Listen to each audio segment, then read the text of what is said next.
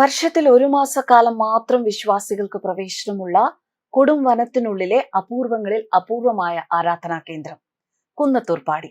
പേര് സൂചിപ്പിക്കുന്നത് പോലെ കുന്നും മലയും ഘോര വനവും ഒക്കെ ചേർന്ന പ്രദേശമാണ് കുന്നത്തൂർ. ഈ വിജനവും പുണ്യവുമാർന്ന ഭൂമിയാണ് കേരളീയ ഹൈന്ദവ കുടുംബ ദൈവമായ മുത്തപ്പന്റെ ആരൂഢസ്ഥാനം. സംഹാരമൂർത്തിമദ്ഭാവമാർന്ന പരമശിവന്റെ ഭൂതഗണത്തിൽപ്പെട്ട അവതാരങ്ങളിൽ ഒന്നാണ് മുത്തപ്പൻ എന്നാണ് പറയപ്പെടുന്നത്. നൂറ്റാണ്ടുകളായി പതിനായിരക്കണക്കിന് വിശ്വാസികൾ എത്തിച്ചേരുന്ന ഈ കൊടും വനത്തിനുള്ളിൽ നിത്യപൂജയില്ല, ക്ഷേത്ര സമുച്ചയമില്ല. അത് തന്നെയാണ് ഇതിന്റെ വലിയ സവിശേഷത. ഇന്നും യാതൊരു മാറ്റവുമില്ലാതെ തനത് ഗോത്ര സംസ്കൃതിയുടെ അടയാളപ്പെടുത്തലുകൾ പോലെ വിശേഷപ്പെട്ട സന്ദർഭങ്ങളിൽ മാത്രം പനയോലിയും ഈറ്റയും കൊണ്ട് കെട്ടുന്ന താൽക്കാലിക മട്ടപ്പുര, അതാണ് മുത്തപ്പന്റെ ദേവസ്ഥാനം. ഒരേ സമയം വിഷ്ണു ശിവ അവതാരമാണ് മുത്തപ്പൻ എന്നാണ് വിശ്വാസം.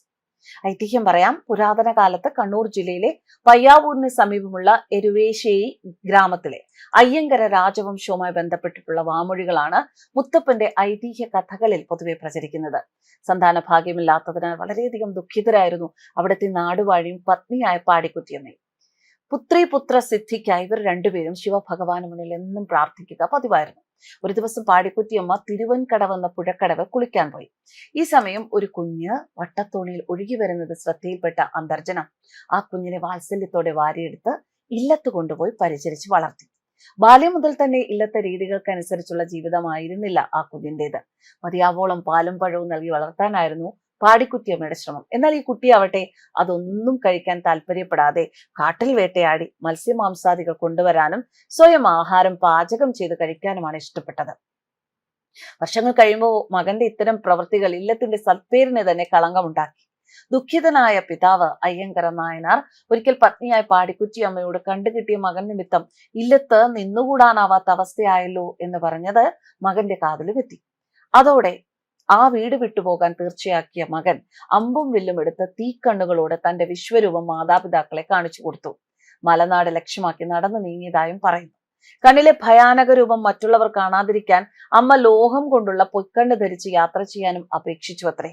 മലനാട് തേടിയിറങ്ങിയ ആ ബാലൻ കുന്നും മലയും പനങ്കള്ളുമുള്ള കുന്നത്തൂരിലെത്തുകയും അവിടുത്തെ പ്രകൃതി ഭംഗിയിൽ ആകൃഷ്ടനായി സ്ഥിരവാസത്തിന് ആ പ്രദേശം തിരഞ്ഞെടുത്തുവെന്നും പറയപ്പെടുന്നു. പിന്നീട് ഈ ബാലൻ വളർന്നു വലുതായപ്പോൾ വേട്ടയാടലും കള്ളിനോടുള്ള ആർത്തിയും കാരണം മോഷ്ടിച്ചു കുടിക്കുന്നത് ശീലമാക്കി. തന്റെ ചെത്തുപനയിൽ നിന്ന് പതിവായി കള്ള് മോഷണം പോകുന്നുണ്ട് എന്നറിഞ്ഞ ചെത്തുകാരൻ അത് കണ്ടെത്താൻ ശ്രമിക്കുന്നതിനിടയിൽ പനമരത്തിന്റെ മുകളിൽ ഒരു വൃദ്ധനെ കണ്ടെത്തുകയും അയാളെ ശകാരിക്കുകയും ചെയ്തു അത്രേ. ഇതിൽ കുപിതനായ വൃദ്ധൻ ചെത്തുകാരനെ തന്റെ ദിവ്യരൂപം കാണിക്കുകയും ശപിച്ചു കൽപ്രതിമയാക്കി മാറ്റുകയും ചെയ്തു. നേരമേറെ കഴിഞ്ഞിട്ടും ചെത്താൻ പോയ ഭർത്താവിനെ കാണാതെ ഏറെ വിഷമിച്ച് തിരക്കി വന്ന പത്നി അടിയാത്തി പനമരത്തിന്റെ മുകളിലെ ദിവ്യവൃദ്ധ രൂപത്തെ ദർശിക്കുകയും മുത്തപ്പ എന്ന് കരഞ്ഞു വിളിച്ച് രക്ഷിക്കാൻ ആവശ്യപ്പെടുകയും അങ്ങനെ ശിലയായി മാറിയ ചെത്തുകാരന് ശാപമോക്ഷം നൽകിയെന്നുമാണ് കഥ. വൈഷ്ണവ അവതാരമായ ആ ദിവ്യ തേജസ് അന്നു മുതൽ മുത്തപ്പൻ എന്ന വെളിപ്പേരിൽ അറിയപ്പെടാൻ തുടങ്ങി. ഭർത്താവിന്റെ ശാപമോക്ഷത്തിനുള്ള പ്രായശ്ചിത്തമായി വർഷത്തിൽ ധനു 2 മുതൽ മകരം 2 വരെ മാത്രം ഈ വനത്തിനുള്ളിലെ ശിലാപ്രതിമയ്ക്ക് മുന്നിൽ മുത്തപ്പൻ കെട്ടി കഴിപ്പിക്കാമെന്നും കള്ള്, ഉണക്കമീൻ, പുഴുക്ക് ഇത്യാദി ഇഷ്ടപൂജ്യ നിവേദ്യങ്ങൾ മുടക്കം വരുത്താതെ അർപ്പിച്ചു കൊള്ളാമെന്നും അടിയാത്തി സമ്മതിക്കുകയും ചെയ്തു. ഈ ചടങ്ങുകൾക്ക് പിന്നീട് ഇന്നുവരെ ഒരു മുടക്കവും വന്നിട്ടില്ല. ഒരു കാലത്ത് കുന്നുമലയും ചേർന്ന ഈ പ്രദേശത്തിന്റെ കാവലാളായിരുന്നു മുത്തപ്പൻ. അതിനാലാണ് മുത്തപ്പന്റെ ആരൂഢസ്ഥാനമായ കുന്നത്തൂർ എന്ന സ്ഥലം കുന്നത്തൂർ പാടി എന്ന പേരിൽ അറിയപ്പെടുന്നതെന്നും പറയപ്പെടുന്നു. തന്റെ സ്വൈര്യ വിഹാരത്തിനും അവതാര ലക്ഷ്യ സാക്ഷാത്കാരത്തിനും ഭംഗം വന്നതിനാൽ കുന്നത്തൂർ പാടിയെ സ്ഥിരമായി കുടിയിരിക്കാൻ സാധിക്കില്ലെന്നും അടിയാത്തി അറിയിച്ച ദിവസങ്ങളിൽ തന്നെ വിളിച്ചു വരുത്തി ഇഷ്ടനിവേദ്യങ്ങൾ നേർന്ന് പ്രീതിപ്പെടുത്തണമെന്നും കൽപ്പിച്ച് അവിടെ നിന്നും യാത്ര തിരിച്ചു എന്നാണ് മുത്തപ്പ ചരിത പരാമർശം. വർഷത്തിൽ ഒരു മാസക്കാലം മാത്രമാണ് കുന്നത്തൂർ പാടിയിൽ വിശ്വാസികൾക്ക് പ്രവേശനമുള്ളത്. അത് ധനു 2 മുതൽ മകരം 2 വരെയാണ്. അതിനാൽ ഇവിടുത്തെ ഉത്സവ ആഘോഷങ്ങൾക്ക് മുൻപ് ഈ വനത്തിലേക്കുള്ള വഴി തെളിച്ച് ആരൂഢ സ്ഥാനത്ത് താൽക്കാലിക മടപ്പുര കെട്ടും. പാടി വൃത്തിയാക്കൽ എന്ന പേരിലാണ് ഇത് അറിയപ്പെടുന്നത്. അപൂർവമായി കാണുന്ന ഓലച്ചൂട്ടിന്റെ വെളിച്ചത്തിലാണ് കുന്നത്തൂർ പാടിയിലെ പല ചടങ്ങുകളും നടത്തപ്പെടുന്നത്. വിളിച്ചാൽ വെളിപ്പുറത്താണ് ഹൈന്ദവ കുടുംബ ദൈവമായ മുത്തപ്പൻ. വരുന്നവരെ വഴിമുടക്കുകയുമില്ല, പോകുന്നവരുടെ വഴി തടയുകയുമില്ല. അതുകൊണ്ട് തന്നെയാണ് എല്ലാ കുടുംബങ്ങളിലും മുത്തപ്പൻ പ്രിയങ്കരനായി മാറിയത്. മുത്തപ്പൻ കെട്ടിയാടുമ്പോൾ അനുബന്ധ കർമ്മങ്ങൾ ചെയ്യുന്ന ആളിനെ മടയൻ എന്നാണ് വിളിക്കുന്നത്.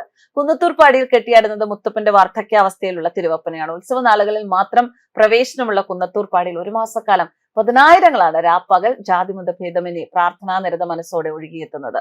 News desk കർമാനസ്.